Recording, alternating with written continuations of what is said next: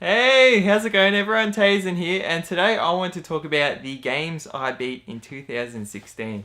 So for the first half of the year, I wasn't really playing many games. I was sort of finding myself on YouTube, meeting all these people and stuff, starting a new university degree, moved to a new city, so I was quite busy. And then the second half of the year came and I was like, I am still building up all these games. How am I going to get through them? And I only buy games that I want to play. So I made a sort of like a thing around my studies and work and my life and everything. I'll make sure to at least beat one game a month. Doesn't matter how big or small that game is, I'll just do one game a month. And I did that. So I'm going to start off with my 6 games that I beat in 2016 because I started in July. Kicking off the first game, and that is Journey. So obviously this is a small game, it can be beaten in one sitting. Absolutely love the game though. It was a really fantastic experience. It was very sort of an emotional experience, but it was all told just through the actions and the cinematics. And definitely, I can't recommend this game more. It's now on the PS4. I got it really cheap. There's also Flower and Flow in this collection, which I haven't played. I'd love to play them too. But yeah, I very much enjoyed playing Journey. Going on to the second game, and that is the Ratchet and Clank on the PS4. I'm not sure if you call it reimagining, a remake or so, but this is a fantastic game. It really pays homage to the original Ratchet and Clank trilogy. It's got elements from all three, characters and stuff. The graphics, it's gorgeous, absolutely gorgeous. And I've heard it looks even better on the PlayStation 4 Pro. Game length, love it. It's perfect length. 15 or so hours. That's 10 to 15 with a single playthrough. Replayability, it's awesome. Trophy support and everything. In-game gold bolts. So many different things. The hoverboard racing. It really lived up to my expectations as a great Ratchet and Clank game. And that Ratchet and Clank, the original one, was one of the first games I ever bought on the PlayStation 2. I still have my original copy of that on the PS2, so I'm a real big Ratchet and Clank fan. Moving on to number 3.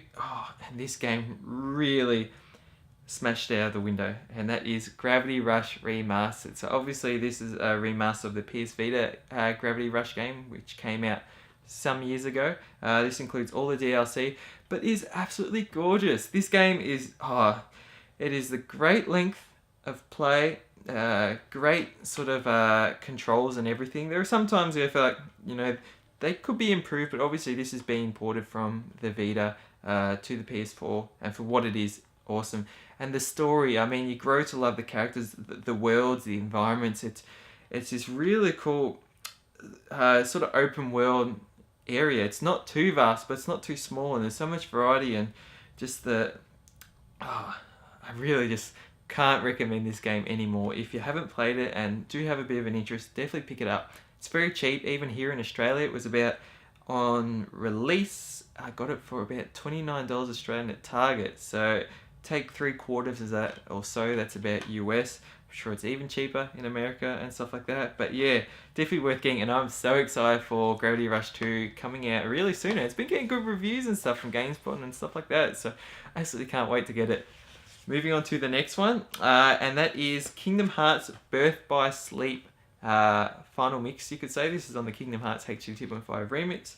And Kingdom Hearts is my favorite game series of all time. I've played almost all of them, and multiple times of those ones I have played. This is my second time beating Kingdom Hearts 2.5. First time I played it on the PSP, went straight through, about 50 hours or so I did it. And then I went back and I've done it now, Birth by Sleep Final Mix. I did about, or so far I've done about, I think it was 65 hours or so, and completed so much of it. I think my percentage at the end was maybe 88% or in the 90s or something. That's not trophy percentage. Obviously trophies can be a bit different from in-game achievements. Trophies can be things that really relate to no achievement in-game and vice versa. I can do another topic though on sort of trophies and my thoughts on them. But last thing I did on this was, I play all my Kingdom Hearts games on the hardest mode, so I did on critical mode. And I recently just beat Vanitas' Lingering Will. Man, that was tough at the beginning. And I just spent 2 hours sort of just learning and sort of understanding all these moves and how you respond to them and stuff. And then eventually, like, the time I did it, it was quite easy, but it felt really rewarding. Like even though it felt easy that time, I could go back another time and just die instantly. Like, you have to make sure you really know how to beat these bosses, and that's what I love about the Kingdom Hearts games. They've got this I guess you could say a Dark Souls-esque vibe in terms of that.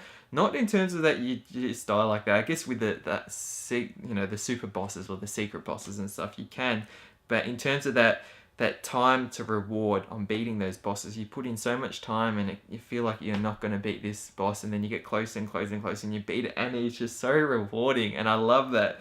So yeah, definitely excited to beat that game. Going on to the next game, and I'm sure those of you who have watched me for some time know this, Final Fantasy 15. Love this game too. Really good game. Now, in saying that, doesn't mean I didn't have issues with this game. I will do a full review of that game once I've done every single thing possible in it.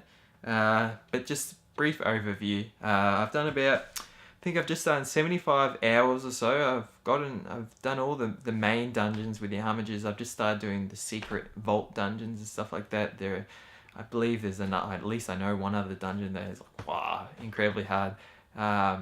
But yeah, story-wise, I think that's the thing that let me down. It's not that it wasn't a great story. It's a fantastic story, but it is just missing components from it that help explain it, that help sort of beef it up, give it some flesh and bring more life. Because essentially, I saw people, having completion certificates of about 20 hours, 30 hours, and Final Fantasy games for me, like, it takes me at least 50 hours just going through the story, and this was, I got to the final boss by about 40 or so, and that's me having already put lots of time into side questing and stuff, and then I went off, did another 10 hours of side questing, came and beat it about 50 hours or so, and now put in another 25 since just side questing. Hopefully the DLC and even just sort of extra cutscenes and stuff they put in there really can give it justice and make it the game it deserves to be, because there's definitely a fantastic story there. They just need to bring it all together, bring stuff from the Ultimania from the guidebooks and really put it in that game, and they'll be happy. And then moving on to the final game of 2016, my favourite game of 2016, and if anything, one of my favourite games, or I'd say my top 5 game stories of all time to date, and that is The Last Guardian. I get so emotional thinking about this game because it was everything I wanted it to be. Absolutely. We had waited so long for this game, and it was just, the trailers already conveyed so much emotion through this relationship with Trico and the boy that we saw. And I just really hope that the game would deliver on that, and it would deliver on a fantastic whole story right to the end. And it did. And the ending, without spoiling it, really is impactful. Is that a word? It had a strong impact on me.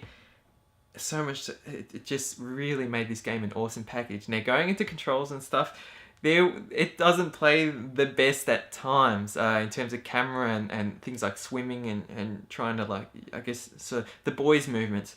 But in terms of the AI with Trico, it is excellent. I mean, yeah, sometimes it does feel like a bit difficult, but it wouldn't feel any different to, I guess, trying to get your own pet to do things. I have that issue with my own dog sometimes and stuff like that. So, it really made it feel real. It really did. And the emotion, it's just even when you pat Trico and different parts of his body and the way he responds and just this emotion, this bond, it was really well captivated. They didn't have to talk to each other because obviously Trico can't talk. Same language as the boy, Trico makes his noises and you see his emotion through his facial expressions and everything. It was so lifelike. It was just... Ueda-san and the whole team from, I believe it's Japan Studios, they just did a fantastic job. And to get that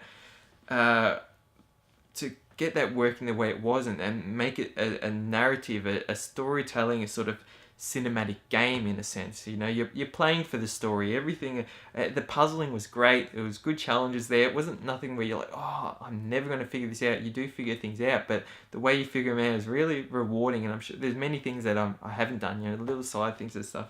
But the way it all just came together, it was definitely a very emotional and very rewarding story, and one I've definitely got to go back through again, get some more trophies and stuff. And yeah, so anyways, everyone, that does it for the 6 games I played through in 2016. Hopefully 2017, by the end of it, I'll come by with 12 games at the least. But yeah, anyways, let me know in the comment section below what some of the games that you beat in 2016, how many beat in 2016, and yeah, some of them, how you regard them in terms of how you enjoyed them and stuff. So yeah, thank you so much for watching.